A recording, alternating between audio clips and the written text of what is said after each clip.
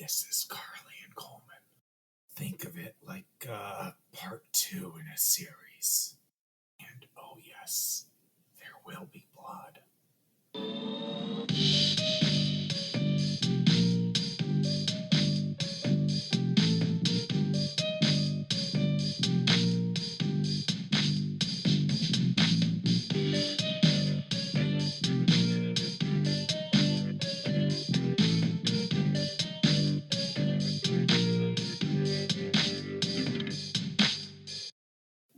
Welcome to What Haunts You, a podcast about the stories that haunt our dreams.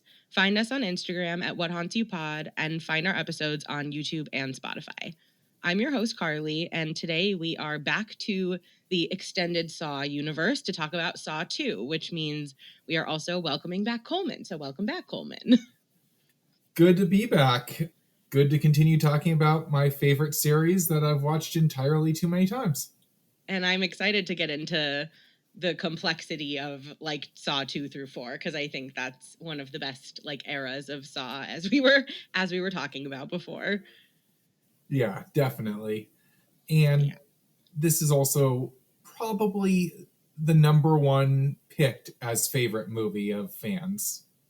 I can see that. What is your favorite Saw movie? I don't think I know that. I'm horrible at favorites in general. For many years, I went back and forth between this and the first one. Mm-hmm. I've told you this before, but I used to not like Saw 3, and every time I've seen it, I've liked it better than the previous time. So it's now possibly my favorite. Mm-hmm. But the other possible answer would be Saw X. I think Saw X is my favorite. I know that one's not for a while, but I'm really excited to talk about that one. Currently, it's my favorite. Currently, it's the one I know the least. Yeah. Did I tell you I watched that on a plane once? Nice. I watched it on my phone, so I felt like it was fine, but the lady next to me didn't think it was as fine. But I felt like it was easy to not look. That's perfect. Yeah, I know I told you this, but I watched it in 4D, 5D, whatever you want to call it. And by that, I mean there was a rat running around the theater. Yeah. Get into that hyper reality. Right. So there's something really different about watching Saw 2 compared to Saw 1 or just Saw, I guess. But in the first Saw movie, you don't know how complicated things are really going to be. It's really only at the end of the movie that you realize that this is like a complex web of people. And so when you go into the second one, it's like ramped the fuck up because you know that like nothing is what it seems and that there's going to be twists and turns along the way and like people who are connected in ways we don't understand yet. And that this is all like much bigger than it seemed going into Saw 1. So I'm curious, you remember, I think, better than I do when these movies came out and like seeing them for the first time. So do you remember like what you thought going into the second one for the first time? So before I answer your question, something I thought of with your statement, this movie's sort of the complete opposite of it. It starts off way more complex than it appears to be. You've got this whole big story with the house. Oh, spoiler warning for this movie and the whole franchise, by the way. Yeah. You start with this whole big house and all this other stuff that seems so important, and none of it matters. All of it is just a prop in Detective Matthews' game. Right. And it completely switches. But to your actual question, I said this in the last episode that I first saw the first Saw movie at a friend's birthday party before the second one came out. And I don't think I saw the second one in theaters. I know I saw the third one except Spiral, I wasn't able to see in theaters. Spiral and Jigsaw, I wasn't. But I saw all the other in the original franchise in theaters.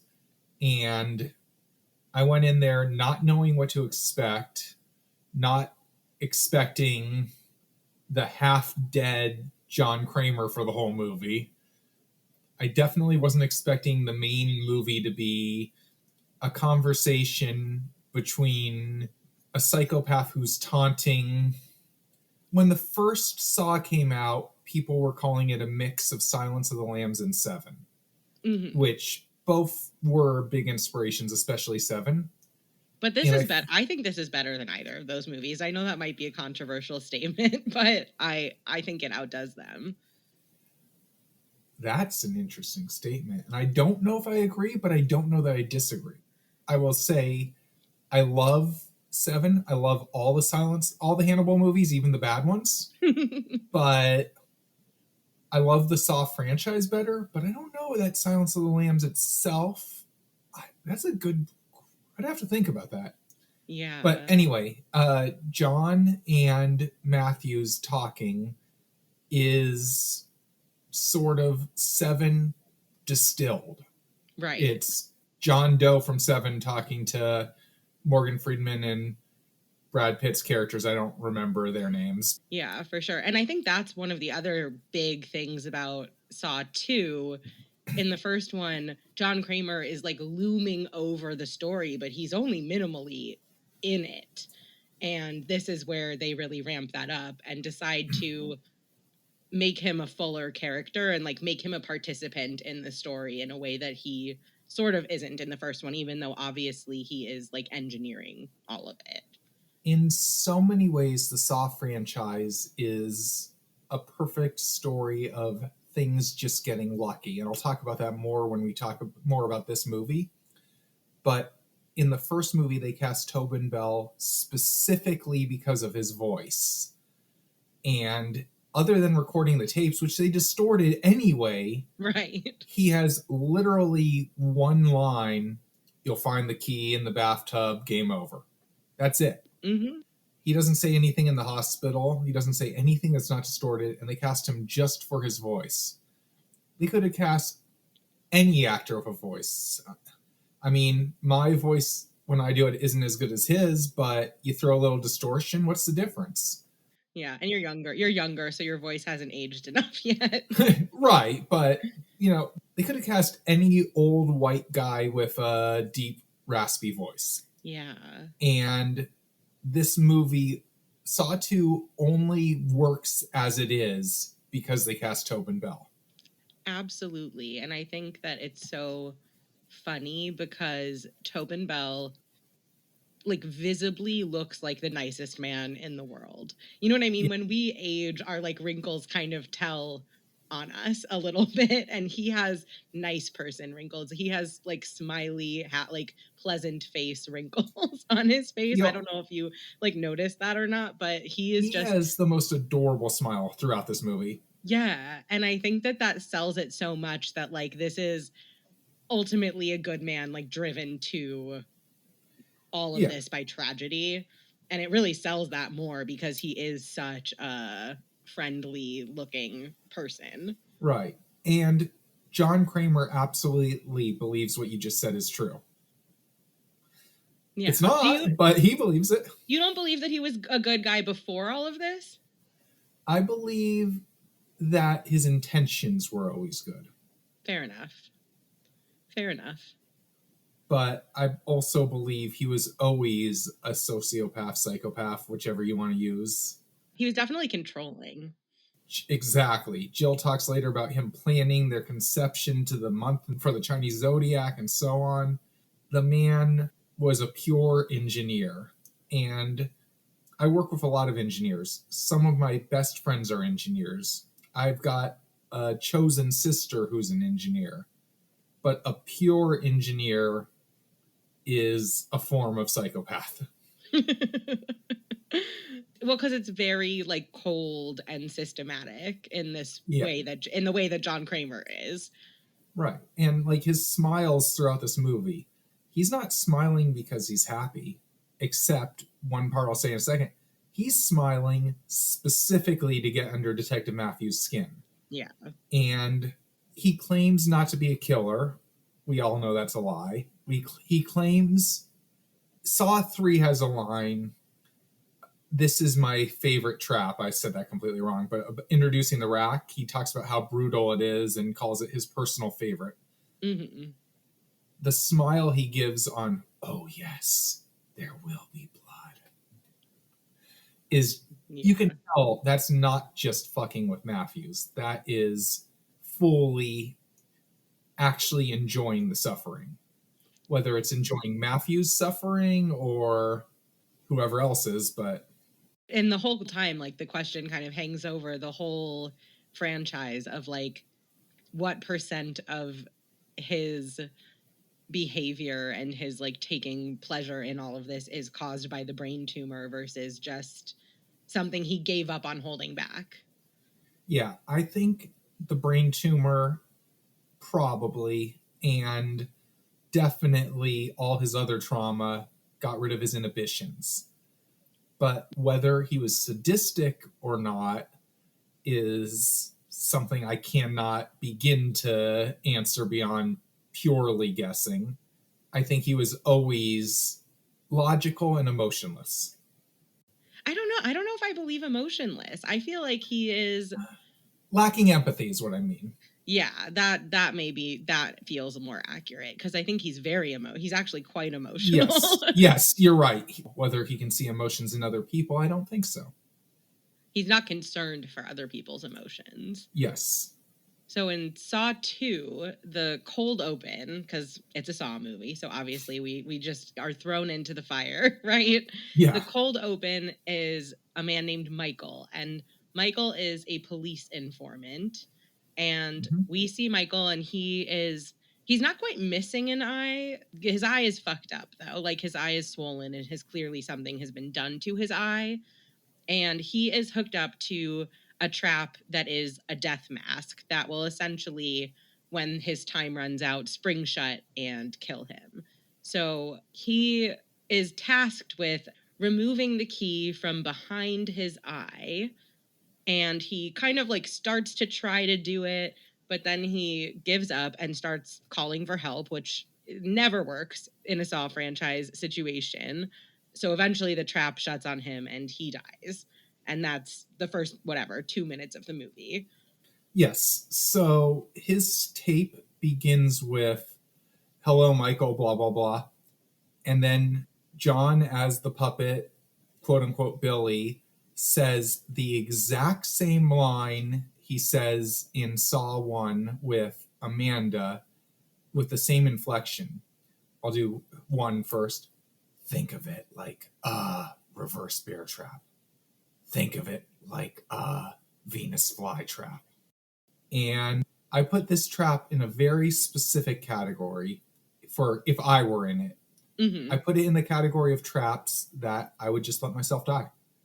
Yeah, I actually think that this trap almost seems like the worst trap to me. I like can't even put eye drops in my eyes. I turn into like, I don't know if you watch Bob's Burgers, but there's like an episode where Gail, one of the main character's sisters, like needs to put eye drops in, and she starts like screaming and like having a huge meltdown and just like totally freaking out when her sister is trying to put eye drops in her. And like, that's how I am if I try to put an eye drop. So I like the idea of being able to take like a scalpel to my eyeball is just totally, that's so beyond anything I could ever do in even, I think, the most dire situation. What's interesting for me about it, like, I have trouble with eye drops, but not much trouble. I can put them in. There's a trap in Saw 4 that costs, if the person were to survive, it costs them both eyes, whereas this would only cost one. Mm-hmm. I could survive that trap. I think I could survive that one too, because I'm not, this is not a visual medium, but I'm not having to like hold the thing in front of my eye. I just have to push a button. Exactly. And I feel like that's more doable, because I think when I can see it, everything in me would be telling me to pull my hand away. Exactly. And I mean, I say this as someone who's performed very minor surgeries on myself. I mean, like, removing a splinter, worse than that, but, that level of minor. Right. Like, I can, if I had to cut into my arm for some reason, I think I could. But my eye, no way. If it was guaranteed, cut my eye out, guaranteed I will live. All I have to do is remove the eye. Maybe. I don't even think I could do it then. I don't even think I could. I don't know. But if it was cut out your eye, dig in, pull out a key, unlock it, and get it off in under a minute, I am just going to die. Yeah. Instead of screaming for help or fighting with it, I would sit there as long as I could. And I say this with the meta knowledge of the series of knowing, maybe I don't trigger it until then. Mm-hmm. And maybe I just sit there for a day and someone finds me and I live. Or, much more likely, something else triggers it, or I die of dehydration or whatever. But if the timer started ticking, I wouldn't be screaming for help. I would just be screaming obscenities at Jon. I think I would just sit down. I think I would just sit on the ground and wait. Yeah, sit down, meditate, pray, whatever. Just that's it. So, what is your rating for this trap? What are we giving this trap out of 10? I want to give it one other bit of behind the scenes information. Ooh, yeah. This is one of the most dangerous traps in real life in the movie. Oh. Many of the traps in the series are fully functional, as you know. And as we talked about last time, right before the reverse bear trap, they told Amanda, by the way, this really works. Or they told Shawnee for Amanda, and some of the fear in her face is real. This is a 20-pound metal device that really worked. They took a cast of the actor's head to build it so that they wouldn't accidentally cut off his ear or something by making it too small. And then when they built it, they had to constantly run down the battery because it closed too quickly. Oh my God. The nails that hit his face are rubber and they push aside. They're harmless, but, just tilting your head to the side, it could mess you up or kill you. Yeah. And even best case scenario, just wearing, I don't know how many shots it took to get what they needed, right? But even just wearing these really, really heavy contraptions on your neck seems just deeply uncomfortable. Oh, yeah. And having to move around acting, it's major respect for a minor character. Yeah. And you're going to laugh, I think, when I say this, because it's so this is we're spoiling the whole franchise. I don't know. Yeah. If you really care, then don't listen to these till you finish the whole series, I guess. But yeah, prefacing this with I understand that this is obvious. It never really occurred to me that Dr. Gordon is doing all of these procedures. Well, I just didn't think about. I just didn't think. I didn't read into it. I just took it at face value of oh, someone is putting this key in his eye, and I only for the first time I think this watch consciously. I'm sure it was probably buried somewhere in my brain, but consciously was that's probably Dr. Gordon. So, Carly, is it not? It never really occurred to the writers either. Oh. Here's what happened. When they wrote it, Darren Lynn Bosman, who co-wrote and co-directed it, and it was his first movie. Wait, did I ever tell you that I met him? You did not. I met him at a show for another project that people he had worked with in the past were doing. And I got to talk to him for a few minutes. That is awesome. That is great. Yeah, it was very cool. He was really, really friendly. He was drunk, I think. I don't know. I guess I shouldn't say for sure. So he's got about a minute of screen time in this movie. Yeah. He worked as a stand-in for Detective Matthews for about, I think, one shot in the end of the movie. Oh. And when Matthews is going through the house after he leaves Jon before he gets knocked out by Amanda, that's Darren for one or two of the shots. Oh, that's funny. But also, he's the one who did the procedure on Michael. He's the one in that row. Oh, like on film. Yes. Yeah, that's so funny. And when he wrote it, Jon was the one doing the surgery.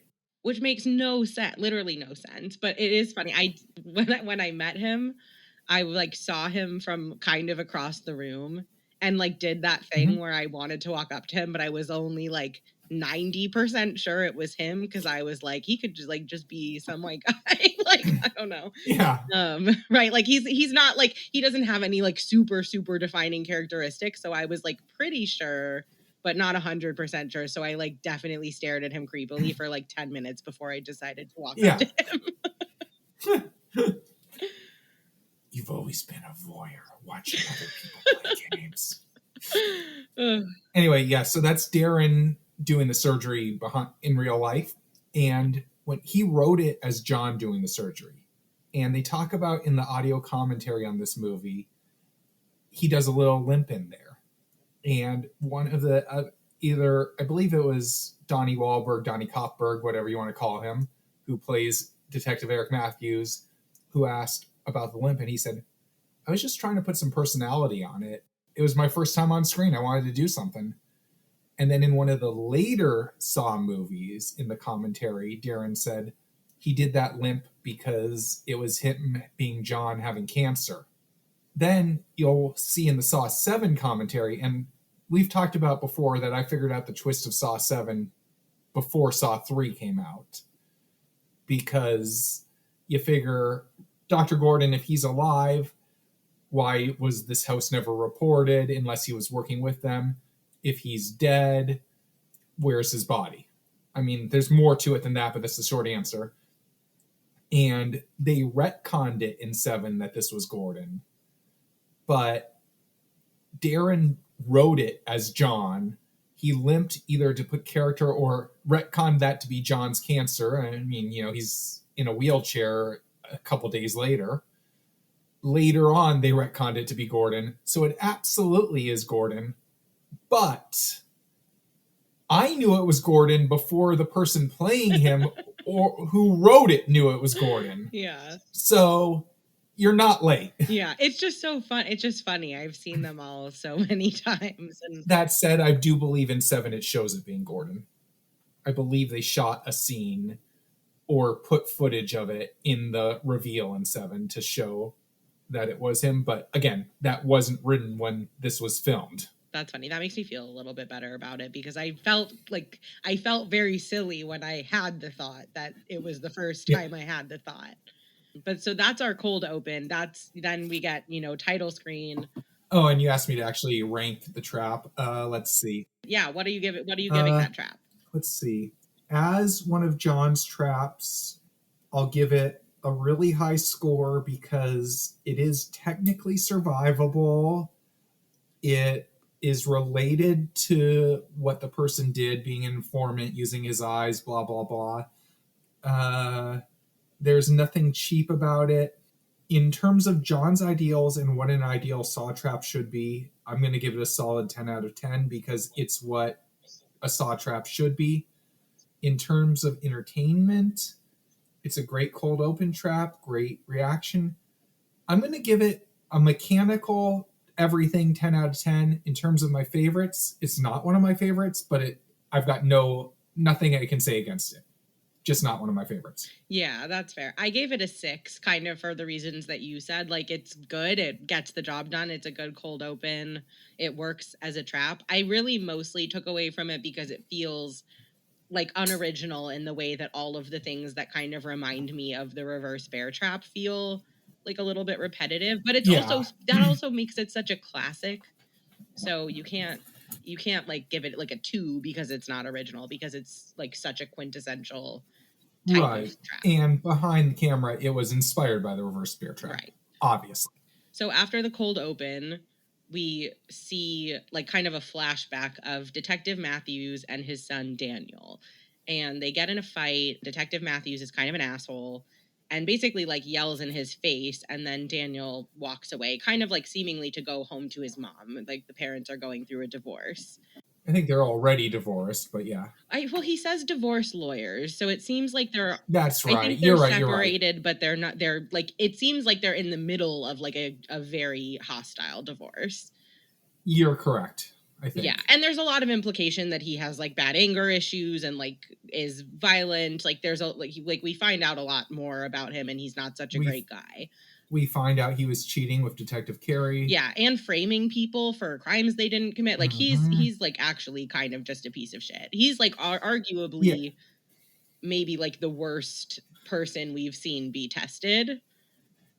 If anyone deserves it, it's him. Yeah. Not that anyone deserves it, but he's closer to deserving it than, say, Amanda, who was like an addict, right? And like that was kind of the extent of her crimes against herself and her own life. Amanda, who was an addict, who started in jail after Matthews arrested her for possession. Yeah.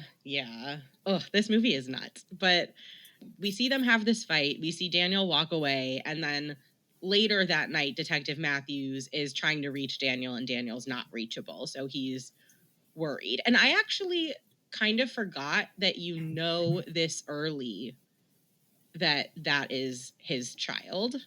So that gets revealed to the other people. We're like skipping around, but again, spoilers abound here. I thought that was revealed to us when it was revealed to everyone in the movie. And I kind of forgot that you already know that going into the trap. Meanwhile, you've got Amanda there pretending not to know it. Yeah, another thing I noticed only really for the first time this time I watched it was like how not run down Amanda looked by the end of the time in the house. So they talk about this in the commentary. Ooh. There are two major clues, but it is the biggest clue that she's working with Jon, and that is everyone else has sores on them. Mm-hmm. Everyone else is coughing, except Amanda, and also Daniel Matthews doesn't. Yeah. And the reason is they were both given the antidote before they went in there. Yeah, that makes sense. Because she does look tired. Like, she looks a little bit run down, but she looks like normal run down, and the rest of them look like they're dying. Correct. And they talk about in the commentary that she's had the antidote. They don't talk about Daniel. And I assume Daniel was given some, but a purposely smaller dose so that he wouldn't suspect that he's not getting sick. But yeah, she has the antidote. She's healthy. She does throw up when she first wakes up. Mm-hmm. And the others don't, which could be a reaction to the antidote. I know behind camera that was Shawnee's idea. She said, I want to throw up when I wake up. But again, that could be like the antidote, that could be the knockout drug, whatever. It also could just be actual stress, even if she's working, because with this many people involved in a single trap, and like that's the other thing. In the rest of the franchise, there's a lot more of this like multi-person trap, right? It stops being it, like in the first one it's two people, but we start seeing more of these like group situations. And even if she's working in a situation with that many people, there are just so many variables, right? Like there are so many points throughout this process where she could have died. And then the other thing on that, which goes to what you just said, is a question I've asked myself a lot of times, and I have my answer, but I don't know if I'm right. Does she know everything that's going on in that house?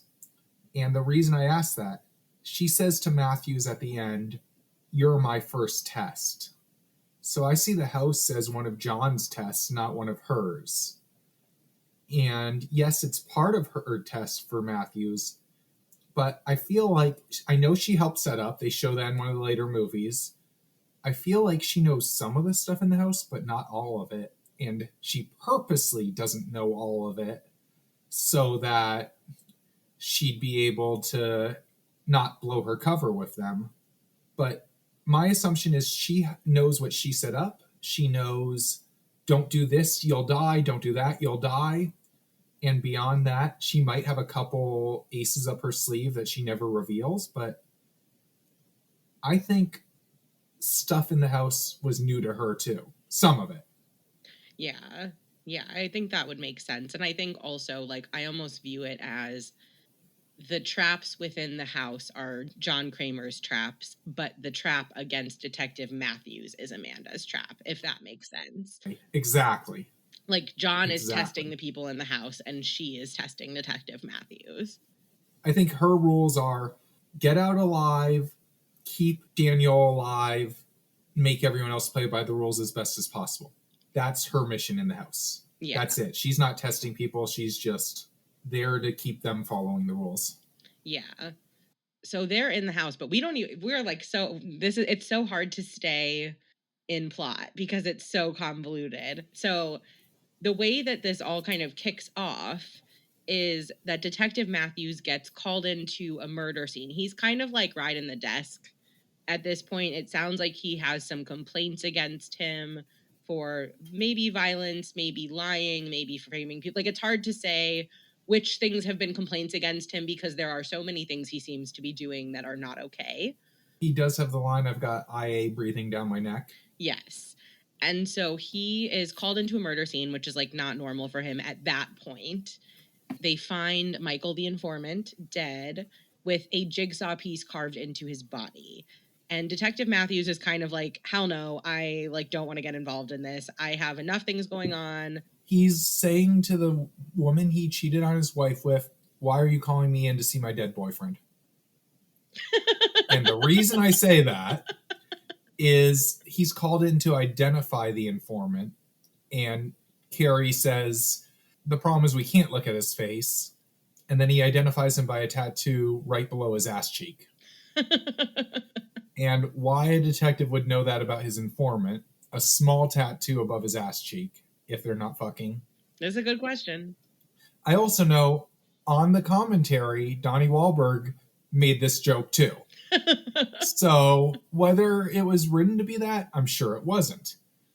But it's definitely headcanon. Yeah, fair enough. That's really funny. So they find his boyfriend, and he does not really want to get involved. He's like, I'm getting divorced. My son keeps getting in trouble. I'm not trying to get involved in something this heavy right now. Like, I have enough on my plate. Look closer, Detective Matthews. Right. And so obviously Jon Kramer doesn't play that game. If he wants you in, you're in. And he wrote on the wall, look closer, Detective Matthews. So Detective Matthews is in. There's no way around it. So after this, like, the SWAT team is going to a warehouse that they found like a connection to from this body. And that's my favorite behind the scenes story in this movie. And I know I've told you this before, but they rented a real SWAT van and they had it for 4 hours, and they almost didn't get the shots because the SWAT van wouldn't go above 15 miles per hour, even flooring it.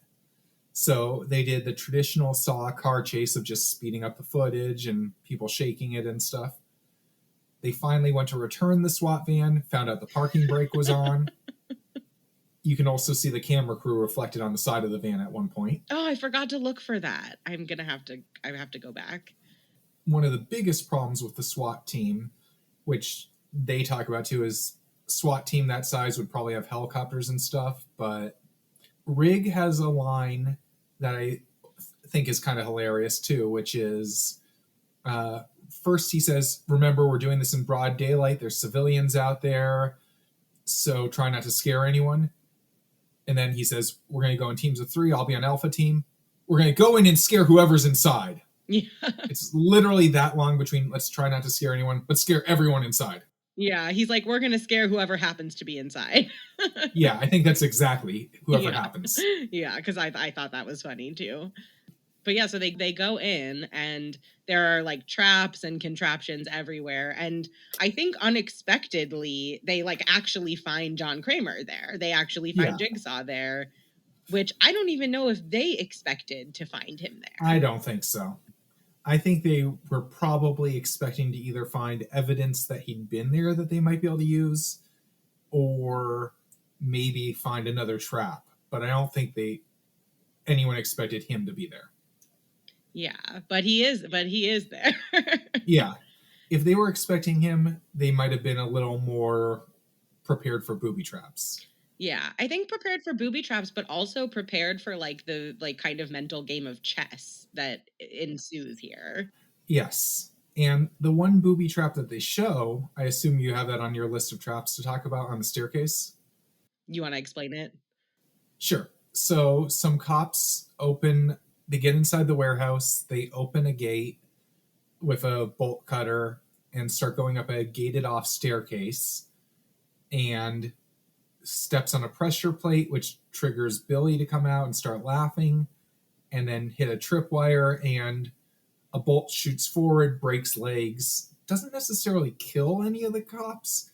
In the original version that they wrote but didn't shoot because it would have been too difficult, it was a blade that was going to cut off legs instead of just breaking. Yeah, that would have been hard to film, but that would have been sick. Either way, this goes so perfectly with Jon's I'm not a murderer, when he's literally just crippling cops for life for doing their job in a position that he literally asked them to come to. Yeah. Wow, they really pulled a Misery on that. Instead of like cutting off the limbs, they just kind of fuck the limbs up. Yeah. Yeah. Yeah, exactly. Switching from the book to the movie, exactly. Yeah. Yeah. Which makes sense. But I mean, yeah, that does make sense. I think that's like like chopping limbs off is a hard thing to pull off in a convincing way. yes. But this is a perfect example of John's hypocrisy because he wanted those cops there not to test those cops. All their purpose was to fuck with Detective Matthews. That was their only reason to be injured. And I didn't even rank this trap because it's not really a Saw trap. Yeah. It's like a more violent Home Alone trap. It's not Right. a Jigsaw, like, let me test your survival instincts trap. It's not a game. Yeah. But as far as I know, there was no way around it. I mean, yes, okay, the tripwire and the pressure plate were separate. If they looked very closely, they could theoretically avoid it. But that's not realistic. So you could argue it's a Saw 4 prequel to get Riggs not to rush in, but I guarantee you that hadn't been written or conceived of yet. So I go with it's John being petty, doing it just to fuck with Matthews and probably also to fuck with Carrie. It's a bullshit. It shows his bullshit because, I detest murderers, blah, blah, blah. I'm going to cripple or kill someone just for doing their job properly. But really for not letting me do what I think is my job properly. Right. And it doesn't even stop him. And he wants them to get through. So it's just his hypocrisy. So for a story development trap, I think it's actually more important because it shows that stuff. But as a Saw trap, yeah, I don't know, 2. Yeah. Like it's almost negligible as a Saw trap. It's negligible and hypocritical, but it looks cool. That's why it's not 1. It does. It's a good moment in the movie. Yeah. But yeah, so they get there, Jigsaw is there, and he tells them that they cannot leave. And this is where the house trap as a whole gets introduced. So we see like a bunch of monitors with video surveillance of the inside of a house. And I'm going to help you with your problem in the other room. Is that what he says? Yeah, he tells Matthews, we can't leave not till you deal with your problem in the other room. Right. And then Matthews looks at like 2 pixels, realizes it's his son, comes back and goes, who's that? That's your son, Detective Matthews. Don't you remember him? So his son is in this house that is filled with a slow-acting poison gas. Jon Kramer loves a slow-acting poison. That's like one of his favorite things. It's a slowed down version of sarin gas. He references the Tokyo subway attacks, which was sarin, and they did real research on it, which it would kill you in about 30 minutes. So they slowed it down to 2 hours. 30 minutes would be a little fast for a movie. Yeah. But I have so much trouble keeping the names of everyone straight. Could you do like a quick little rundown of who is in the house? Okay, we've got Jonas, who's an older spoiler, but not spoiler, they're all former criminals or convicts, whatever, not necessarily criminals. Jonas, who's an old timer, probably done a lot of time. He's probably the most innocent victim in the game. He's got people on the outside who he owes money or whatever else to, who are going to come for his family. And again, John's just creating innocent victims there. Then we've got the other old tough guy, big motherfucker, Xavier. Scary, who, big scary man. From all accounts was the life of the party off camera. He made people laugh nonstop.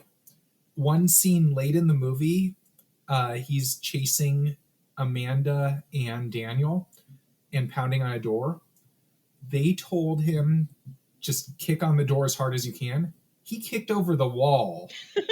And to his credit, the wall falls down. They're all holding back laughter, and he keeps acting and keeps charging at them, yelling, screaming, and big old smile on his face because the set's ruined. Yeah. But he, like, half his lines were improvised. Wow. And he was really selling it. He was scary. Yeah. Then we've got Obi or Abi. And the reason I say it like that, we find his tape. His name is spelled Obi. Xavier says, "What the fuck's an Obi?" And he goes, "Abi." 2 syllables, Abi. Mm-hmm. It's my name. And then on the tape, Jon calls him Obi. Same inflection, but O, not A, so they all get it different. But Abi is maybe the most evil person in the game. He is an arsonist. He is a kidnapper who kidnapped a lot of these people because they hadn't written that Hoffman was working on this too yet. And so they needed a kidnapper. So Jon gives him a free antidote as help for that. He's also someone I'm a little scared to meet in real life. To research his role for the crematorium, he read a bunch of books about cremation, spent a night sleeping in a cremation oven. Oh. He improvised what might be my favorite line in the entire franchise. "If you're going to threaten me with a knife, may as well cut me a little." Yeah, that is cold. Or rather, he didn't improvise it. He requested it. He said, "I want to do this." Yeah. And he's got a stone cold straight face while Xavier is completely deflated.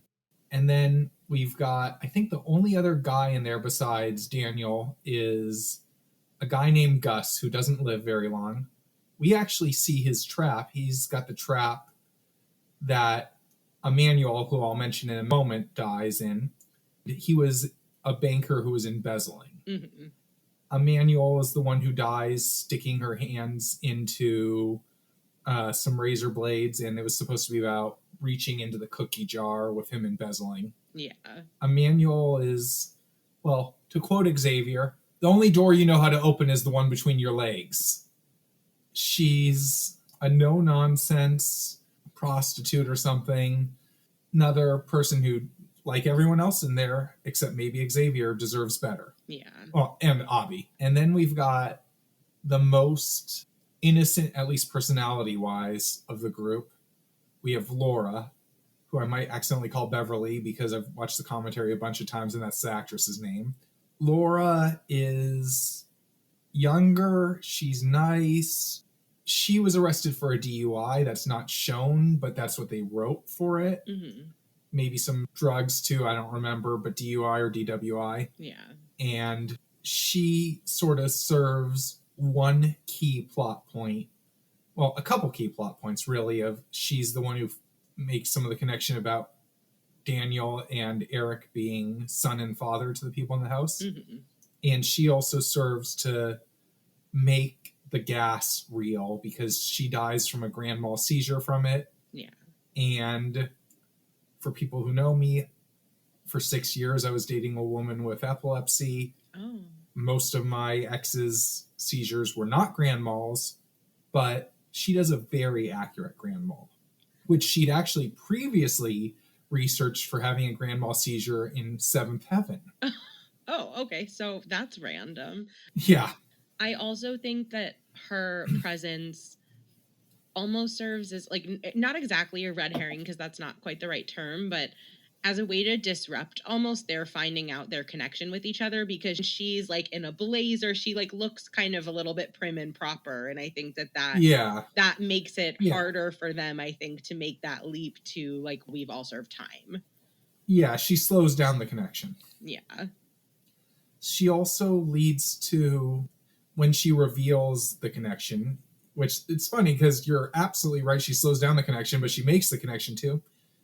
She actually leads to something I picked up today on my, 50th watch of the movie, that she leads to a continuity error. Oh, okay. That is, throughout the movie, Amanda picks things up in the house. She just picks up random things. And if you look very closely, you can see all of them at different points in the building with Jon and Eric and the others. And that's supposed to be a subtle hint that it already happened. Oh. She finds the X marks the spot photo. That photo later appears in the house, showing that this already happened. And then Matthews finds it in the house. Yeah. And I just picked up on that today for the first time ever. But again, this is a series with so many mistakes that half the time got made into something good. Yeah, sometimes accidentally. Like the random limping leading to, oh, but it's Dr. Gordon. And his missing foot. Yeah, and like another mistake that ended up going perfectly was with the numbers on the back of the heads that we'll talk about later. Yeah. They put a number on the back of Amanda's neck. It is never shown on screen. That's true of some of the, but they put it there, and then they realized later she shouldn't have one, and they never showed it, so it doesn't matter. But they did make the mistake and then retconned it, and if it weren't for the commentary mentioning it, no one would know. She and Danielle don't have numbers. Right, yeah. And so the last two people in the house are Daniel, Detective Matthew's son, and Amanda of like reverse bear trap fame. When she wakes up, she really sells her fear, like that may or may not be real. It's kind of, like you said, kind of unclear like to what extent she knows what to expect or not. But she is kind of the person who kicks everything off because she starts looking for a tape right away. Yeah, she's the sort of referee to make people follow the rules. And I mean, I'm a Dungeons and Dragons nerd. She's the DM's player character. Yes, that's like a perfect description. And so she finds the tape, and the tape explains the poison gas and says that there are antidotes hidden around the house, and there's one in a safe that they have the combination to. And he says, think hard, the numbers are in the back of your mind. And like much later, it gets revealed that they all have numbers kind of like the top of their neck, base of their skull. And he also says you'll find the key to their order over the rainbow. And I point that out because a lot of people missed, and I mean, I got this from the commentary. I didn't get it at first. They're all written in different colors. Their order is Roy G. Biv. That's the order. Oh my God. Yeah, I actually don't think I ever really like even thought that hard about that part. Yeah, I mean, the only reason I knew it was from the commentary. Otherwise, I probably just wouldn't have thought that hard about it either. Yeah. Well, there's also a little bit, I would say a little bit of a plot hole here. And I'm going to say on the whole, this franchise is amazing at like navigating around plot holes. They're so good at fixing them. Yeah, like fixing them and like filling them in, right? But I think there's a little bit of a plot hole here because the tape gives a time frame, but he didn't really know what time they would find the tape. Like he doesn't like there's no perfect measure of when people are going to wake up, even Amanda. And Amanda getting the tape before everyone else is awake would have been suspicious. So like that wouldn't have worked anyway. Yeah. So there's like a little bit of a plot hole there. I'm going to agree with you, but I'm going to say it's not serious because the guy in Saw 1 with the drills to his head was sort of John testing on, and he's done every other one he's done so far, so he's got sort of a baseline idea.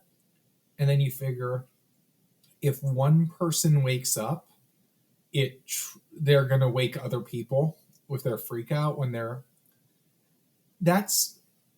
and then what I thought of while I was saying that, the gas might not have been turned on until they wake up. That is an interesting point. I hadn't thought that. Actually would make a lot of sense. Now, I'm sure you thought about this more than the writers did. I think that tends to be the vibe with this franchise. I mean, it's the perfect thing of they don't plan that much, and then they retroactively add the plan when they have a reason to. Yeah. And they're the masters of the retcon and the lucky mistake. Totally, because they are so good at going back and like going over the previous films with a fine-tooth comb to be like, what do I need to put in here to fill this gap or make this connection? So Amanda finds the tape, they play the tape. They also find a key with a note that says not to use the key in the door. And obviously Amanda is like, no, don't do it. But obviously somebody does, and it activates a trap that just like blows a guy's head off. Yeah. And again, that's a trap that was 100% fully functional as designed. Obviously, the gun was not actually loaded, but it was a real gun, really rigged up like that. And That's all they say in the commentary, but I'm going to go with it's probably actually easier to make the trap the way they did than it would be to make it with a fake weapon. Yeah, that still freaks me out though, especially because there have been too many people who get shot on set. Like that's happened more than once, and once should have been enough. I don't know. That freaks me out. But yes. And again, there wasn't even a blank. There was no bullet whatsoever, but still scary, staring down a gun. And then Amanda has a great scene, which they retconned something that makes it so I'm saying this is definitely for her doing it for the other people in the house, but otherwise I would say maybe she knew, maybe she didn't. There's one shot of her trying to take the gun off of the door and failing and giving up. And since in one of the later movies they show her and Jon setting it up. Yeah. And so this is the part too where like Amanda starts giving them the rundown on like Jigsaw. And I wish we had like a little bit more to go off of like what the public knows. There's like some of them know who he is and some of them don't. It's like not clear how scared the general public is about what's happening with this killer. Yeah. But like some of them know who he is, some of them don't. And Amanda is breaking it down for them and saying, he wants us to live. This is a game. They have the exact line, don't you watch the news? Yeah. No, I don't. Yeah. Yeah. So, I mean, I don't even know if that's better or worse, but she breaks it down for them and kind of says, like, if we follow the rules, we can survive. And he does not want us to die. He wants us to live. She says that at some point. Yeah, she does. And so the whole movie is like jumping back and forth from Detective Matthews and Jigsaw to this house. So like then we jump back to Detective Matthews and he's like freaking out. Jigsaw wants to have like a nice little private chat with him and says that if they do that, like if Detective Matthews sends the rest of them, they said he's like, they don't have to leave the building. They just have to leave this area. And if you do that and you talk to me, you will see your son again. Detective Matthews is like threatening him. And obviously, like, we know he has kind of a violent history, but Jon Kramer basically says, I'm a cancer patient. How could you put me in any more pain than I'm already in? Yeah. And Matthews keeps threatening him as, would you be so kind as to get me a glass of water? He does play the infirm old man well, because he is. It's like not really, it's like playing but not playing. He is. It is. But so one of my favorite things about this movie that doesn't really get talked about, I mean, it does a little, but the whole movie is about power dynamics. And who's in power and who thinks they're in power. Yeah. What is the real power dynamic and what is the power dynamic each person involved is perceiving? The entire movie, Matthews thinks he has power over, well, from when he gets there, thinks he has power over Jon.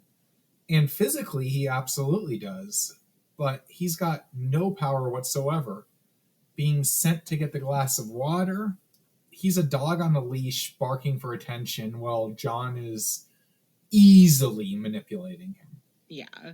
And then the scene I mentioned earlier of Abby, if you're going to threaten me with a knife, you may as well cut me a little. He stands there unblinking, unflinching, and slits his own throat while Xavier goes from threatening to kill him to backing up, freaking out. And after he gets the power, Abby says, I guess I'm going in there. But I get one of them. Yeah. And, I mean, Abby had power. He chose to die in the sense of Jon's rules of failing a trap, but he was in control in terms of the people there. Yeah, for sure. The whole time, Xavier chasing Amanda and Daniel. Xavier's this big, strong guy who's got physical power over anyone there, except maybe Jonas, who was overpowering him until the gas got him coughing. And Xavier thinks he's got power, but he's got nothing compared to the power of the mind. Even when Xavier throws Amanda into the needle pit, he's got a little look of, what the fuck did I just do? Yeah, and even in that, Amanda has power over him because she has set up half of this stuff. Like, so even in that moment, he is still misguided and thinking that he is the one in control. Yep. the conversation happening here between Jon Kramer and Detective Matthews is also interesting because when they start to talk about this idea of the Jigsaw killer as a concept, and like he talks about how he did not ever ask anyone to call him that, or like he didn't encourage it, and that the reason he carves the jigsaw piece into his, I'm going to say victims, he calls them his subjects, was that it's like a symbol of the survival instinct, which was the missing piece from the people who didn't survive. So he's also laying his claim to his understanding of his behavior as opposed to the media representation of his behavior. Yeah, I thought you liked to be called Jigsaw. No, I never claimed that. The media came up with that. Yeah, so he's trying to take the narrative back almost. Right. And I'm going to agree with Eric Matthews here and say I've heard it from a million times. Some psycho believes their own stuff. I forget exactly what he says, but I agree with him. You know, this is Jon's chance to give his manifesto. Yeah. Which, of course, even in the reveal at the end, there he says to Matthews, "What's the cure for cancer?" Then in the reveal at the end, Amanda says, "What's the cure for cancer?" Right. The cure for death, immortality. And this movie, not for the audience necessarily, but for Jon as a character, is his legacy. It is his manifesto. Thesis paper. Right. And he knows he's wrapping things up. He knows he doesn't have long left. Weeks, months at most, and that's if he's in a hospital, not fucking around, beat to shit, left to die. Yeah. Yeah. Okay, so back at the house, they find Abby's tape. And you were just talking about this scene where he basically climbs into like a crematorium like oven to get 2 antidotes, because there's one for him and then one to like Jigsaw says to donate to someone, to give to another person. Yeah. And that's when it's revealed that Abby was one of the people who was hired to kidnap some of these people. And so everyone starts threatening him, and he just stays eerily calm. Like he is so scary. He's so scary how calm he, and like you said, the scene where Xavier is like holding a knife to his throat, and he takes the knife and like slits a bit of his throat and says, yeah, like if you're going to threaten me with a knife, you have to cut me a little bit first. And then he goes in, he crawls in, he pulls on the needles and like the antidote needles.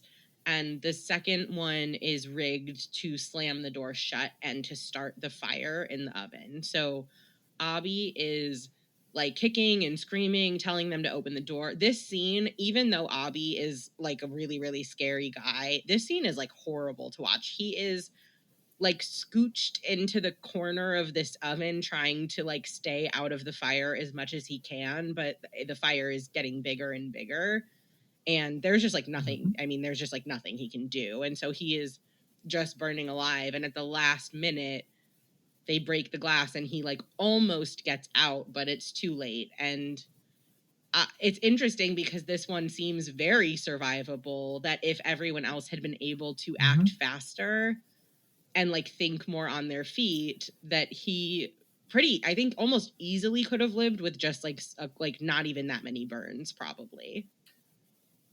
So we talked last time about a lot of the traps, if you just pay attention, are easily survivable. When the furnace is open, before he goes in there, you can see the wire that pulls it shut. And whether or not that you can see that it's rigged to one of the syringes, I don't know. They don't show enough of the inside to see if you can follow that wire.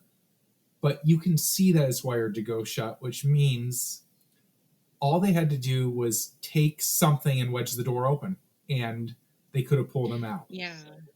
Also, as the tape said, when you're trapped in hell, only the devil can let you out. There's a devil with a gas cut off inside that if he crawled through the fire and he could put out, he could have wrapped himself in his jacket and done that. It is definitely a survivable trap if you stay calm. And he does a remarkable job of staying calm. If you were actually in that situation, the fire is not what's going to kill you. It's the heat and the smoke. And, well, the heat before the smoke. when you open your mouth and breathe it in, you're going to burn your lungs way faster than smoke inhalation or external burning. Oh yeah, I guess if you're in that small of Yeah. like literal oven, Yeah. that makes sense. I mean, I'm a trained maritime firefighter. I'm not fire department firefighter, but I've got a lot of fire training. The heat is absolutely what's going to kill you. And Abby's in the corner, closing his mouth, pulling his jacket over his mouth and nose. He is doing the right thing for if someone's going to save him. Mm-hmm. But in terms of saving himself, if he put his jacket over his hand and he tried to turn it off, maybe he makes it out, maybe he doesn't. Like I said, it's got the visible wire, so if they took a minute, he could have survived. The other thing is if you trace it and you see, okay, this one pulled off easily, this one pulls, oh, it's a lot harder. Maybe you reach up and inject yourself without even taking it off. There's a lot of ways he could have survived this. Yeah. And I think that this is also the trap that like sets the stage for a lot of following things, not just in this movie, but in the whole franchise. Jigsaw believes in the power of community. Yeah. He wants people to come together and work together to get through these situations. Mm-hmm. And I think this is the first time you really see that.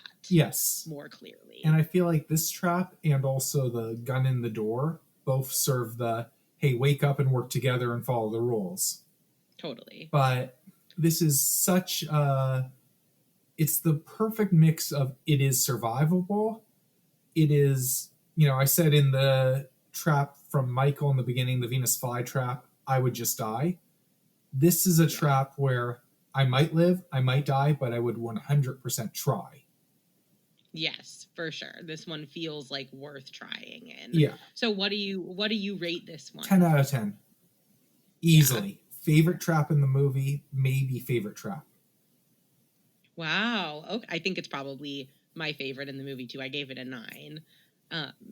It's so scary. I mean, the acting is so well as he just like makes himself smaller and smaller, trying to like stay out of it. Like it just he really sells it. Yeah, the acting is perfect. The trap is survivable but not easily. It plays on real life fears of claustrophobia and fire. It's the trap fits the victim, an arsonist burning.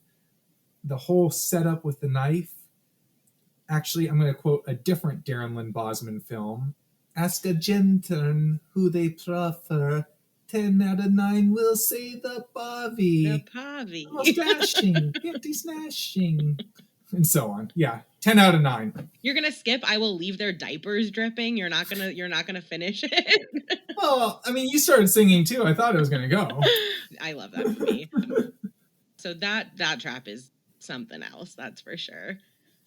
So back with Jon Kramer and Detective Matthews, Jon is like sending Detective Matthews on such a guilt trip at this point. He's basically saying like, you didn't even care about your son, and now that you think your son is going to die, you are acting like you care. Yeah. Which, it boosts Jigsaw's point, but like isn't a real point, right? Like everybody gets mad at people, and that doesn't mean that you would be fine with them dying. He's just pressing buttons left and right, and that's all. It's exactly what he's trying to do. And this is also where we get a lot more, I guess, character development for Jon, because this is where we start to see him reflect on finding out about his brain cancer. So he's remembering the day that they tell him that he has cancer. He's remembering that shortly after that, he tried to kill himself and he drove himself off a cliff. And he says, my body had not been strong enough to repel cancer cells, but I had lived through a plunge off a cliff. And that is the moment that he basically decided to spend the rest of his life testing people, because he starts to be just like, on top of his kind of stated motives, he also seems very fascinated by what is survivable to people and what is not survivable to people.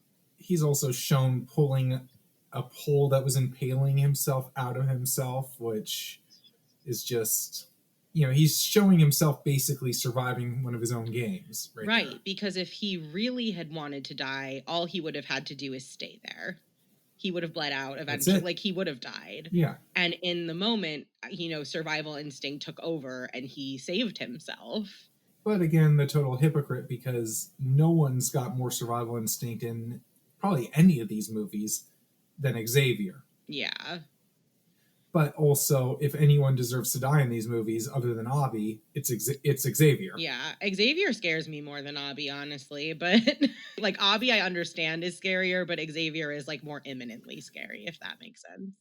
That makes perfect sense. Xavier is primal fear. Avi Yes. is academic fear. Right. Like Xavier looks like, and I'm not a small person, but Xavier looks like he could pick me up and snap me like a toothpick. I'm a former wrestling coach who's done planks with two people standing on my back. Ouch. Xavier could break me. Yeah. Easy. Like just easily. Yeah. So back at the house, Amanda starts talking about how she has. Wait, so back at the house, Amanda reveals to Daniel, Detective Matthew's son, that she like first played the game because she had been using drugs, and he asks her her story, and she says that she first started using drugs in jail, and he's like, well, what were you in jail for? And she says possession, and he's like confused about that, and she implies basically that she was framed for possession and then like turned to using to get through her jail time, essentially. Why don't you ask the cop who arrested me? Wonder who that cop might have been. Anybody? I hear you. My dad's a real hard ass. And it's kind of interesting because you do have to wonder a little bit. He wasn't like so hot on his dad in this moment. He was like not getting along with his dad. You have to wonder if he had been upfront with people and been like, I fucking hate the dude, if they would have turned on him, or if that would have like brought him into the fold. Xavier still would have. Jonas and Laura both would have been cool. Gus dies too soon. I'm listening to Wizard and Glass right now, so every time I think of Jonas, I think of like Eldred Jonas. Yeah, and like the audiobook reader's voice for him. But literally, I refer, like I said, I have a lot of trouble keeping the names straight because there are so many characters, and they don't really use their names that much in the movie. And I literally, the next line of my notes is the scary aggro guy, referring to Xavier. But so Xavier like brute forces his way into a room with maybe one of the worst traps ever. It's like not the worst on the surface, but almost definitely the most infamous trap. Yeah. And there's something so like, I hate needles. So even though I understand that it's not the worst one, and like the damage it would do to your body if you live is like basically the least almost out of a lot of them, it's like so horrifying to me. And so this is the needle pit. And this is Xavier's trap, like specifically. This is the one that was set for him. He is a drug dealer relying on people's addictions and like preying on people's addictions.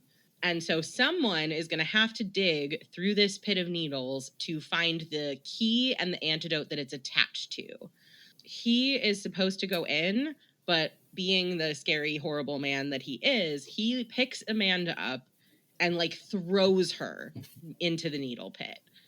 And she's like screaming, obviously, as you would be if you just got jabbed with however many needles. But like Amanda is survivor. Amanda has played this game before, and ultimately, like she's in it to win it. She starts digging through she's screaming, she's shoving the needles around, she's digging, and she does get the key and the antidote. Well, she gets the key, not the antidote, because Xavier fumbles it. Yeah, that's true. But she gets to it. Yeah, she gets to the key.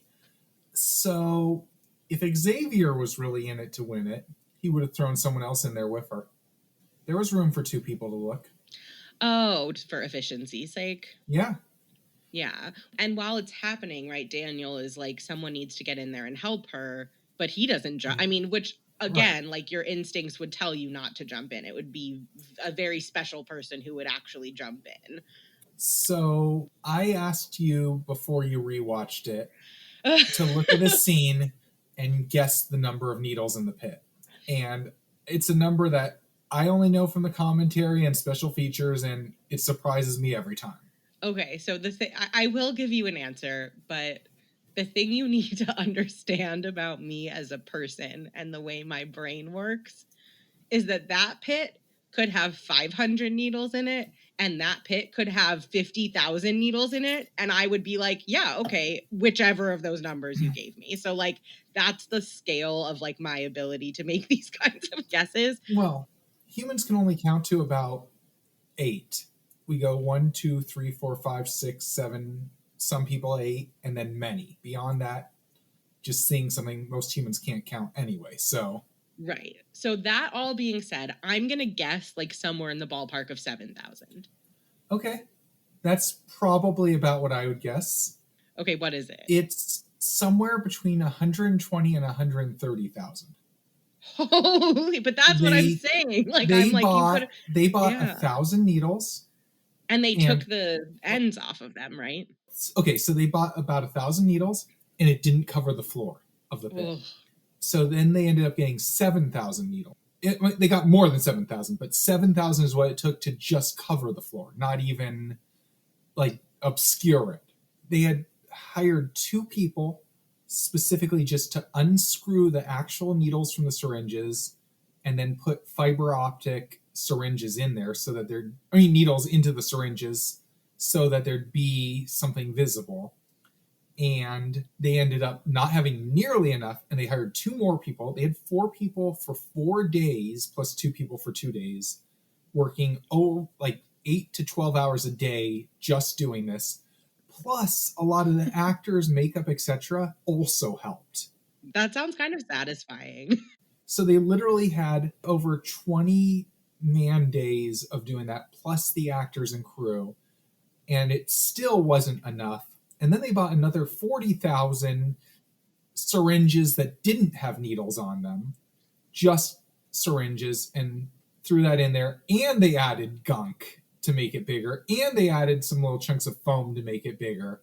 That's insane. I mean, they're small. They're small little things. They also had 10 real needles, which were used in a couple close-up shots. And at one point they had to stop filming because a couple of them fell in the pit.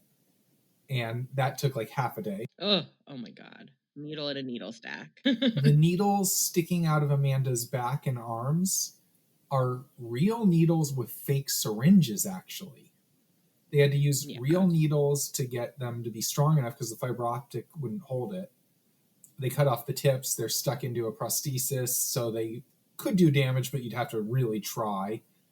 And then the syringes were ultralight fake syringes on the real needles so that the syringes would be able to hold it up or wouldn't bend the needle. Ugh. Now, horrible. My roommate for 3 of my 4 years in college was terrified of needles to the extent of we're doing our medical class and we inject each other with saline in our medical class, and he almost fainted and then snuck out of class. That would be me. He was not a big horror movie fan in general, but he loved the Saw series. And it was the one scene he could not watch, and I loved watching him watch it. It's a hard one for me to watch, honestly. I think, and I don't think this is just me, I think that traps, not just in Saw, so I won't just say traps, but situations that you can more reasonably imagine the sensations of are much harder to watch than things that I totally like. I can't imagine being in the rack and like having my limbs twisted all the way around. Like I can't picture that, but like I can picture a needle getting stuck too aggressively in my body and then having that happen 50 times. Yeah. You know, that's like a pretty easy to grab onto sensation. Which absolutely makes this one worse, and also absolutely makes Abby's trap worse, because who hasn't burned themselves at least a little? Right. I have really bad hypermobility, which also means I have no spatial awareness. So like I burn myself once a week. Yeah. Because I like to cook. I've got a brand from camping when I was 4. Yeah. What's your rating for that one? In terms of popularity, and not my rating, but just like, this is, like I said, maybe the most infamous, famous, popular, scary trap to people in the series. In terms of personal, let's see. It follows Jon's rules. It's not an unwinnable trap, although I really think finding the key in 130,000 needles is impossible. But the syringe is glowing to make it findable. So it is winnable. Xavier, if he didn't fumble, could have won it. The fact that you have to throw yourself into the pit gives it bonus points. It follows all the rules. It has the symbolism. It has the symbolism. I don't really want to give it a 10 just because I feel like that's a disservice to give it the same rating as what might be my favorite trap in the whole series with the oven, and also because like half the traps in this movie I could give a 10, so I'm going to give it a 9.8. Okay, fair. I would give it a 9 for sure. I think it's like, I just think it's so scary. Like I said, there's something about how easy it is to imagine the sensation that makes it. Yeah. We've all been given an injection by someone who didn't have enough patience. Mm-hmm. My first COVID vaccine, I remember, like it was when we were doing like I guess I don't know if this was near you, but we were doing like the drive up situation. Yeah. And I went with my mom for her first, which was like that. My first was inside. Yeah, I worked in healthcare, so my grandma and I were able to get, like, I got them during the wave that like the older people were getting them during, and so we drove in together, and I was in the passenger seat, and I wanted it done in my left arm because I like knew that it would be like incapacitating, and that I wouldn't want it in my right arm because I'm a righty. So I like turned around in my seat, and she like started giving me the shot before I had like fully settled down, and I was like, ow. Oof. And then she was like, and she literally was like, well, you need to sit still. And I was like, well, I wasn't ready. I would have told you I was ready. Yeah, exactly. She like really, really, like, it hurt so, and like it wasn't just like, oh, it hurt after. They all hurt after, but like the actual injection was like done so poorly that it hurt so much right away. So I just like picture that, but like all over me. Ugh. Okay, I'll give you another reason that I'm going to give this the 9.8 instead of the 10, which is something that probably honestly makes it better, but in my opinion, it makes it lesser. There's 3 minutes on the timer. Right. And the original version, they actually filmed a version where Amanda's in the pit for over 2 minutes. And there's 35 seconds of footage of it that made it into the movie. And I'm not saying it should be actually 3 minutes. I'm just saying I want to see the discomfort of the 2 minutes. Yeah. I actually think that for a situation that takes place over 2 hours, they kind of missed their chance to do some like real time stuff that would have been really stressful and cool. I think this was, I agree, before horror movies were regularly like over 2 hours long. You know what I mean? That wasn't as common back then. You're right, but the other reason they really should have done it, this movie came out in 2005, which means this came out in the height of popularity of the show 24, where they were doing real-time TV. And that's another reason they really should have just done some real-time with it. Yeah, it didn't have to be the whole thing. Like, you know, it didn't have to be literally the whole 2 hours, but some of these, but like the certain scenes. Yeah. And it's not like it had to be like on her for the whole 2 minutes, but just like her in the room and like just everything going on. Yeah. And again, it probably honestly is better with the shorter version, but I know from the commentary them talking about the 2 minute version, and I've never seen it, it's not like released as a deleted scene, they all said how much more intense it was. Oh god, I'm sure, because how could it not be? Right. Now, you ready for me to make it more intense than you ever realized? Yes. Shawnee Smith, who plays Amanda. Oh, doesn't she have a phobia of needles? 4 months pregnant. Was 4 months pregnant? Mm-hmm. Oh my god, that like stresses me out about everything about the movie. No one knew it until the night they filmed this, when she went to dinner. Well, she knew it, but she went to dinner with Darren and her older daughter, and her daughter told Darren. Oh my god. Wow. But she was keeping a secret from everyone else. Understandable. Yeah. Wow, that's intense. Oof. But yeah, so Amanda digs through, finds the things, but it's too late by the time she gets the key and the door seals. So all kind of for nothing. And that happens a lot. And then we're back with the cops because We're just back and forth and back and forth. And they're trying to figure out how to get more information. And this is the point where Detective Matthews starts like playing a little more rough. He's like trashing the office. He's got like 30 minutes left in the 2-hour timer. Yeah. He wants to break Jon's neck. And Jon is like reading him dead to rights, like just kind of calling him on his bullshit and like staying really, really calm as Detective Matthews is like just trashing all of his plans in office. Poke bear, poke bear, poke bear. Yes, poke totally bear. poking the bear. This is the time where they flash back to the house and like everyone is really looking fucked up. Like everybody is looking way more run down. They really do not look good. They look much more sick. The big scary guy, Xavier, I keep saying that because that is what's in my notes, realizes that there is a number on the back of the dead guy's neck and realizes that this is the combination. So because he is a big douchebag, he won't just like talk to the other people and explain what he has discovered. He pulls a knife on Jonas.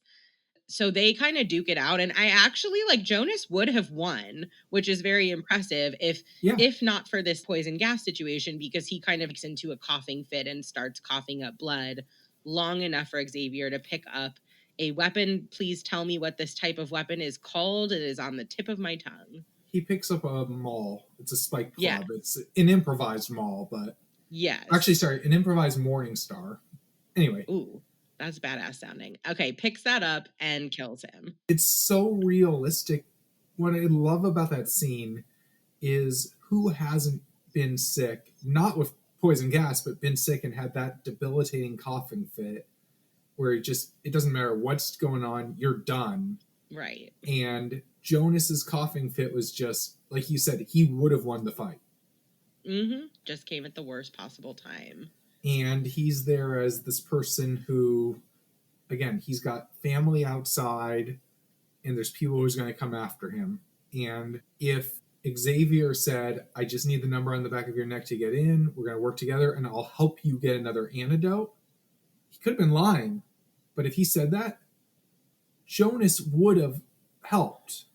Yes, Jonas was trying to get them to work together. Jonas was basically like, I have enough enemies outside of these walls. I don't need to make enemies in here. I need to live. Yeah.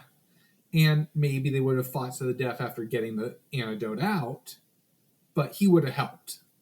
This is also the point where, like, in the other room, the women find the photo of Daniel and his dad, Detective Matthews, and it gets revealed that not only were all of these people in prison, but they were all wrongfully imprisoned because they were framed by Detective Matthews. And obviously, as going to prison tends to do, that like totally ruined their lives and like set most of them down darker paths than they probably would have gone down otherwise. With neither of us being experts, we could do an entire series of podcasts about how messed up our prison system is. Totally. Even if you're not wrong, like even if you're quote unquote rightfully convicted, it's like that's it. You're like, that's going to ruin so many things. Yeah. So they find it and they're obviously upset. Then Xavier finds it, which is obviously worse. And he is pissed. Amanda is protecting Daniel. Like, and in the, at the time, if you don't know what's happening, you're like, oh, I wonder why she's like protecting him so much. Yeah. And then back with Jon Kramer and Detective Matthews. Detective Matthews is like over it, and now he's just like fully throttling Jon Kramer. Like he's beating the shit out of him, breaking fingers, and he snaps one of his fingers like back. It's that, which is another moment that you can kind of imagine a little too well. Like that hurts me to watch. Yeah.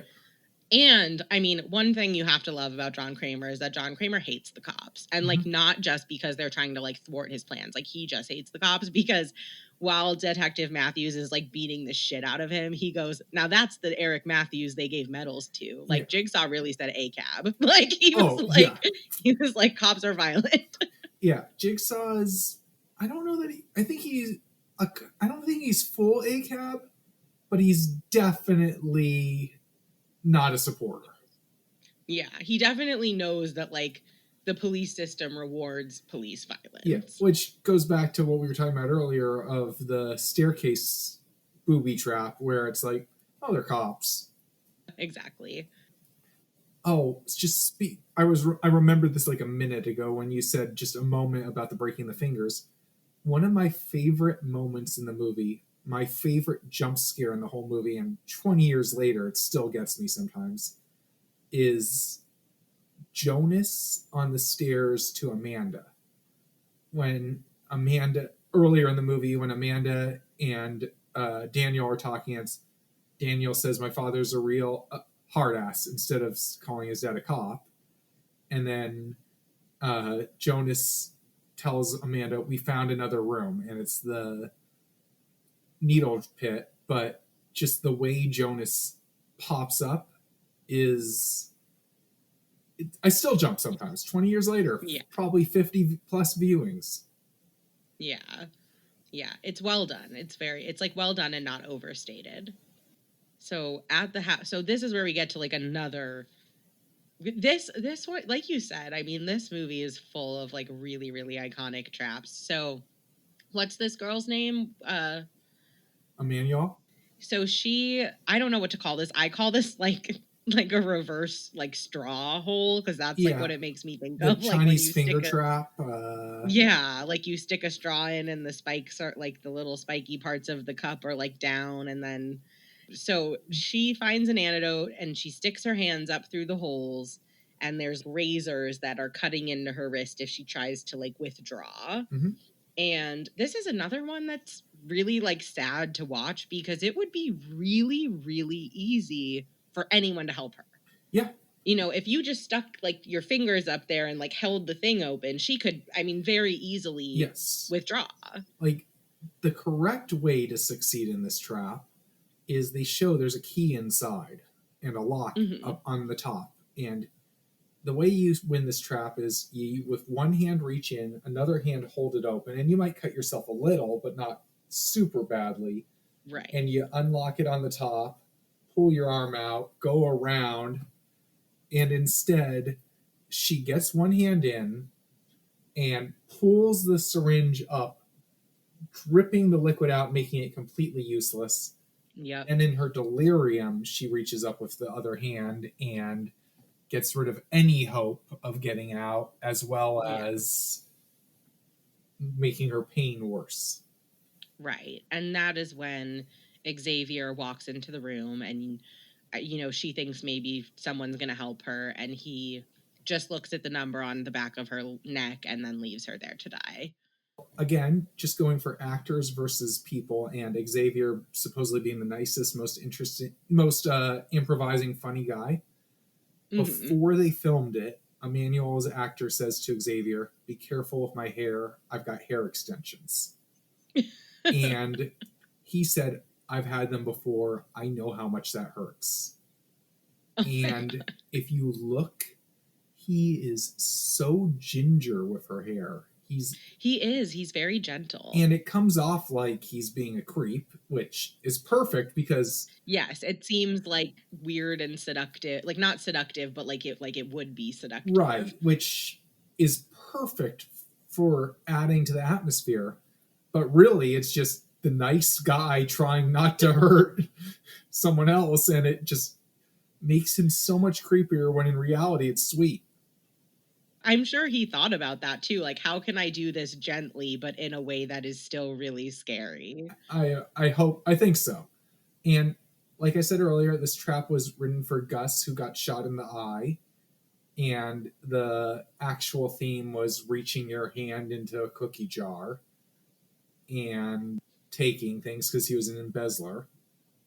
I would love to have heard the tape, but of course, it's perfect to see Emmanuel pull out the tape, not have a tape player, and just toss it aside and reach in, and it shows her desperation.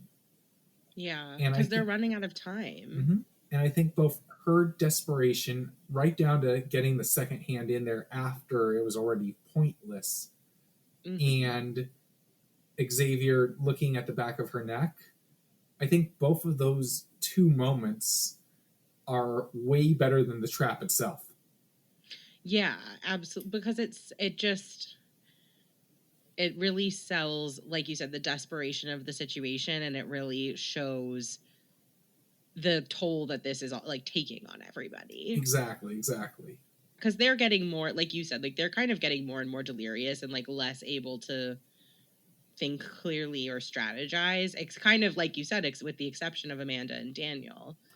And so Xavier is like storming around the house chasing Daniel and Amanda, like to try to get their numbers from the back of their necks. And Amanda finds a door below the safe, like a trap door, and the key from earlier unlocks that door, and they go through the door.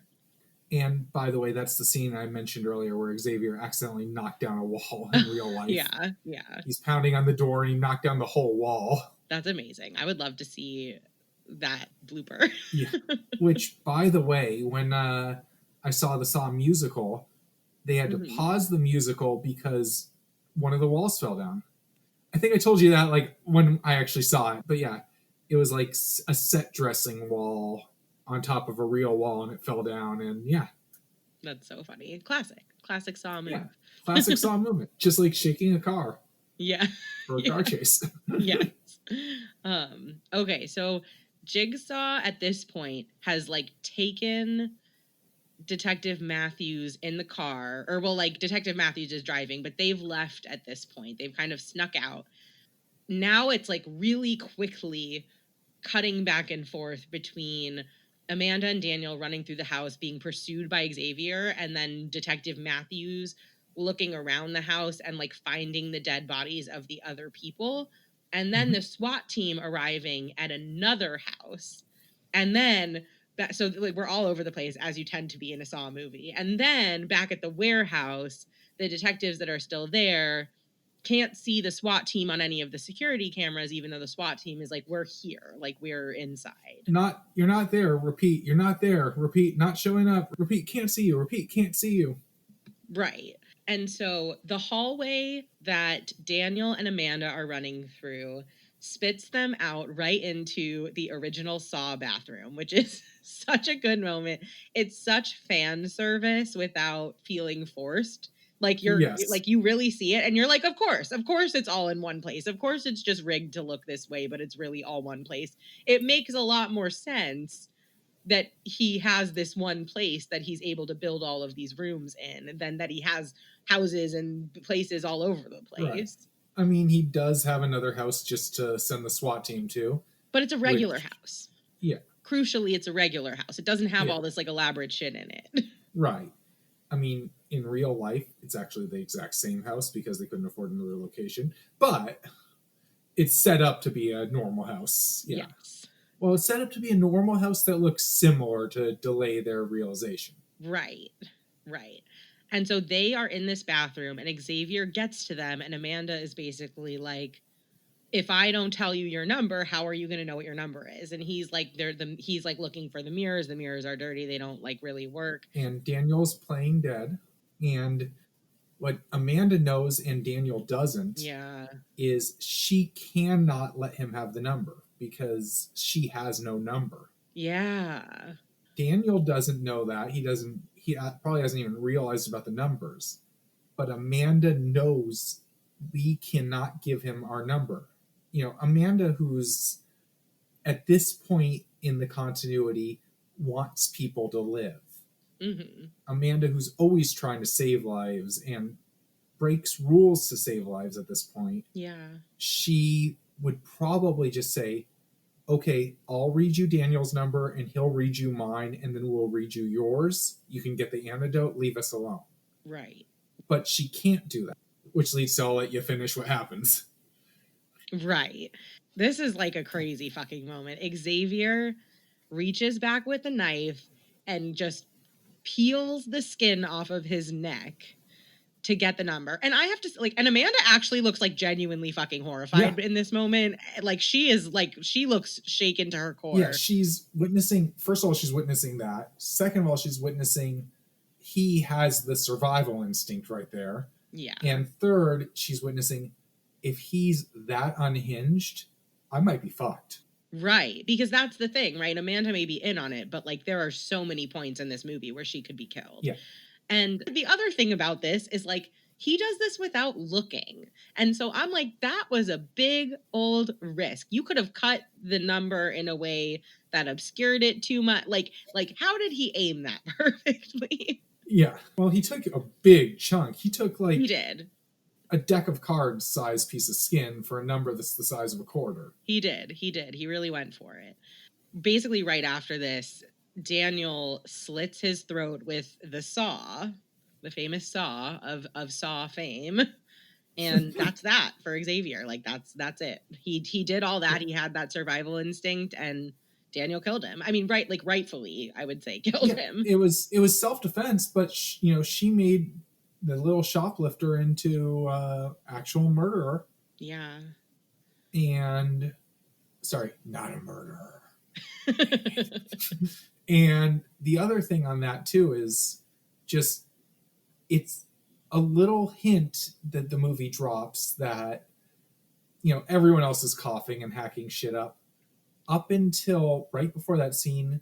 We never saw Daniel sick at all. And then again, we talked about he must have had probably some antidote, but not as much.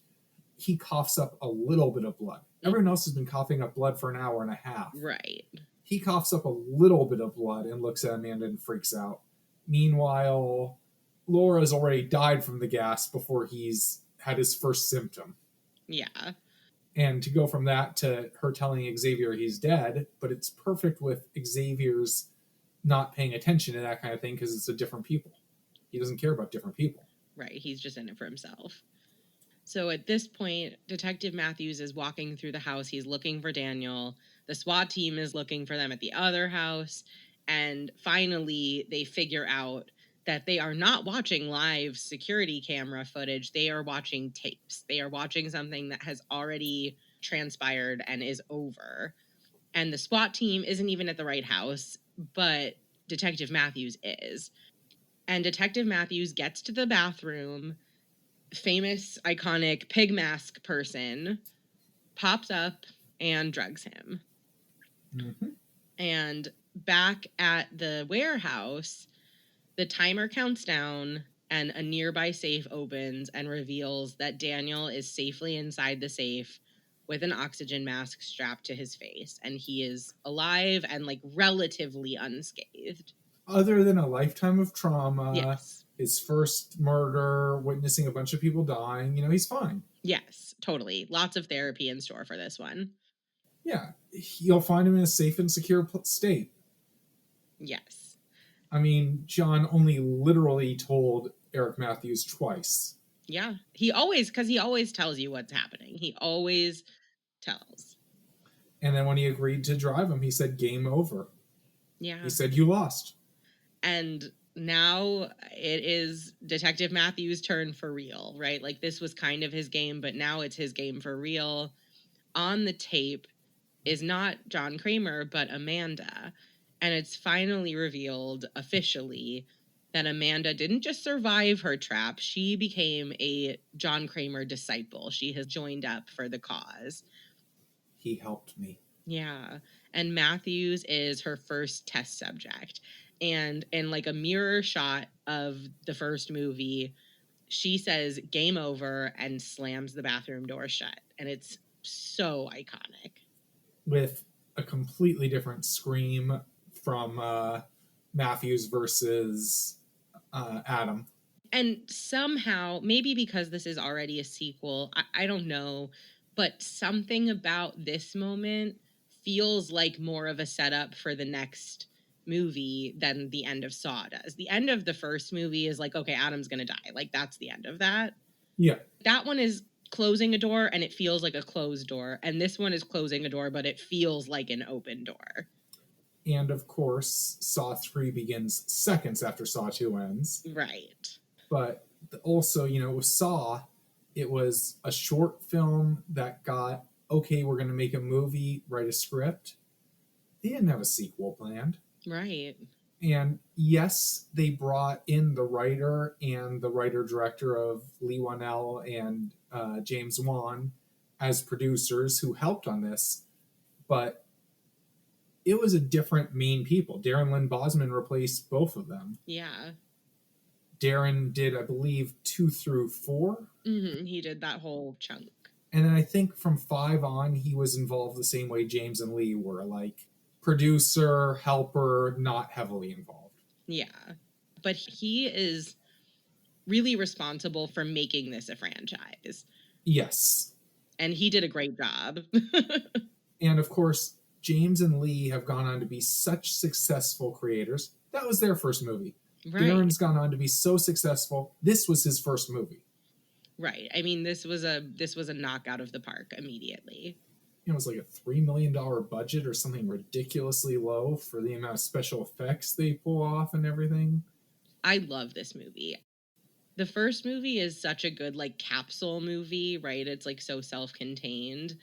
But I just love the way that this sequel just ramps up the complexity and says, oh, you thought this was going to be a little complicated, but no, we're going to throw you in the deep end. Like, you're going to see that this is bigger than you could ever imagine. What's funny is this movie is, like you said earlier, way more straightforward, way more simple. But exactly what you just said but it also makes everything more complex and bigger. Right. It's like the actual plot is much more simple and like easy to follow, but the implications of the movie are vast. Yeah.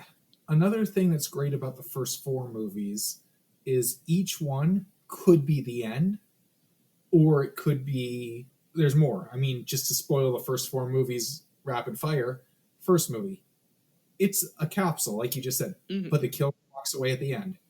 Second movie, oh, hey, the killer may or may not still be alive, but his apprentice is alive and free. Yeah. Third movie, oh, I guess everything's done. Both killers are dead. But, oh, wait, the 4th movie took place at the exact same time? What? Right. Right. But that's again, crazy. That's really crazy to me, how they pulled that off. Yeah. And obviously 3 and 4 were written together, which was not true about anything before that. Right. And then 4 sets up 5 perfectly. And then with 5 and 6, it's like it could end there or not. Just like all the others could easily have been the end. 7 is like this movie where it's just, hey, there's more. We could keep going a million times, which again... Right. Here are a bunch of new and interesting ways for the human body to suffer. Yeah. But also, hey, there's 50 disciples right there. Yeah. And we're doing franchises. Of course, that ends with I've said this to you before, my biggest complaint about the movie Jigsaw is the premise they set up worked fine. There's nothing wrong with it. But they should have referenced 7. They should have referenced the support groups. When they've got that set up, why are they ignoring it? Yeah, that would have been something that they should have brought back, I would say, multiple times. I have the same complaint about Spiral, but it's just they set it up for copycats, and then they had the next 2 movies be copycats that weren't using that setup. Right.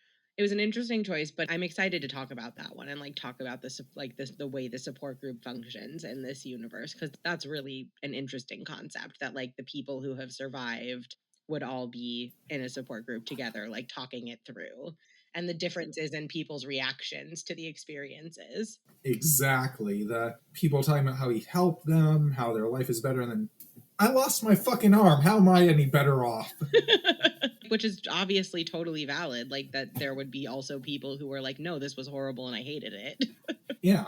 I'll talk for hours or days about how much Jon is a hypocrite and a cult leader and his stuff is all full of shit. But that doesn't mean the logic isn't real. And that doesn't mean there aren't some people it could help. Right. Making meaning of trauma. Yeah.